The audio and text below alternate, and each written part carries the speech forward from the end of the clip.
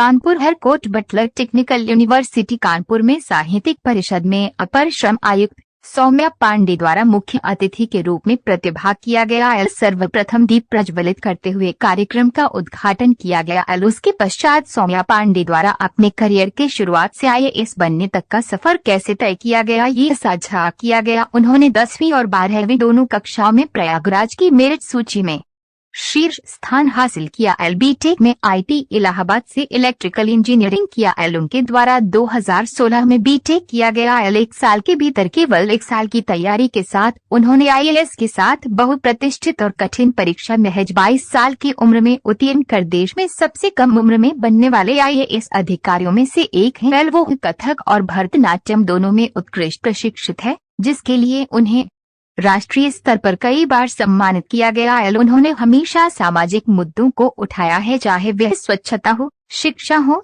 या महिला सशक्तिकरण हो। एक IAS अधिकारी के रूप में उन्होंने सरकारी स्कूलों में स्मार्ट क्लास और शिक्षा लर्निंग ऐप जारी कराया। महिलाओं के लिए स्वयं सहायता समूह आदि योजनाएं शुरू करने पर काम करने के साथ साथ कई क्षेत्रों में उनके प्रयास सराहनीय रहे। उनके द्वारा छात्रों से UPSC की तैयारी के लिए सभी आवश्यक बातों पर चर्चा की।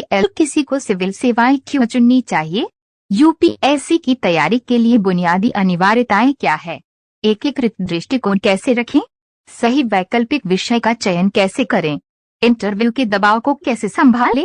साथ ही छात्रों के साथ प्रश्नोत्तरी भी की गई। इसके अतिरिक्त अन्य बहुत सी चर्चाएं हुई, जिससे छात्रों को कुछ न कुछ सीखने को ही मिलता है। कार्यक्रम का आयोजन HBTU के न्यू ऑडिटोरियम सुश्री शिवानी, सूरज त्रिपाठी, कुमारी अंजलि द्वारा किया गया। एलेंट में सभी का धन्यवाद ज्ञापित किया गया। Good afternoon, ma'am. My name is Isha Jaiswal, second year civil engineering. Ma'am, my question is कि in beginning of the preparation, ma'am, did you join any coaching, any offline or online? Because ma'am, we need an environment for this. Because ma'am, BTech में तो कोई environment नहीं मिलता है। Environment के लिए coaching आपने join किया? I did. I was in Prayagraj और वहाँ पे एक local coaching थी। वो दैट आई हैड जॉइंड और उस वीकेंड क्लासेस ज्वाइन की। I tell you the reason of why I joined coaching and उससे मुझे क्या हेल्प मिली may be.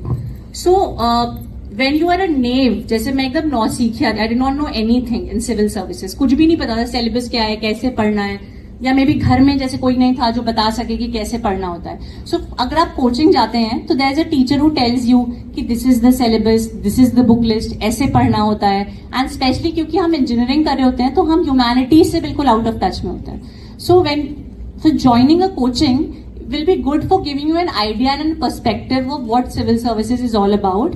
Second, it will shift your life into a disciplined schedule.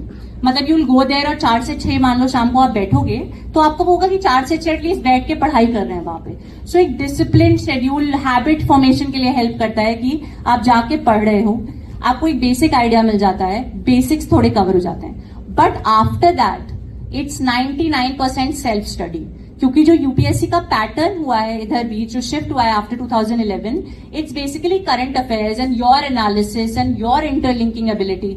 तो the coaching might teach you कि आप कैसे पढ़ो, बट पढ़ना खुद पड़ेगा, इंटरलिंकिंग खुद करना पड़ेगा, रोज न्यूज़पेपर की एनालिसिस तो खुद ही करनी पड़ेगी।